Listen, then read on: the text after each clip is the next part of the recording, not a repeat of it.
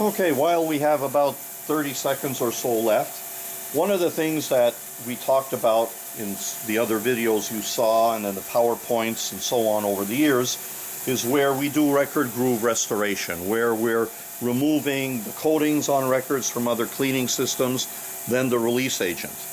By chance, what happens is we've all done with our turntable a tone arm going across and making a scratch that you hear a click every revolution. 7 times out of 10 the needle now is in the proper area and I won't hear that click that goes around. So that's one of the other benefits of record restoration and our system.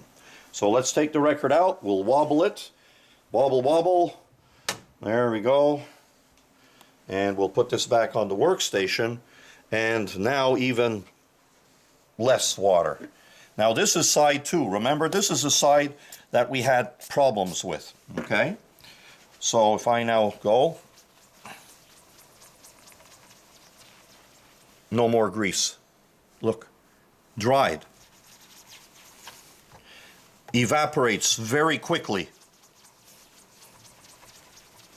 This is the last cycle. Nothing left. Whatever white showed up is the leftover from the last groove cycle. So this is the side that we had so many problems with. Here now we are side 1, so you can learn a lot about the record just by doing this. It's not a green light. It's a little love that you need to do. I'm turning it around. Nothing. Final. Finish. Finished. Finished. Last cycle in the machine. That's it. So now we're just removing the last remnants of what we had. We're going to remove the charge. It'll be now back to that of water. And then we're going to use the optician's cloth that we supply to remove the excess water.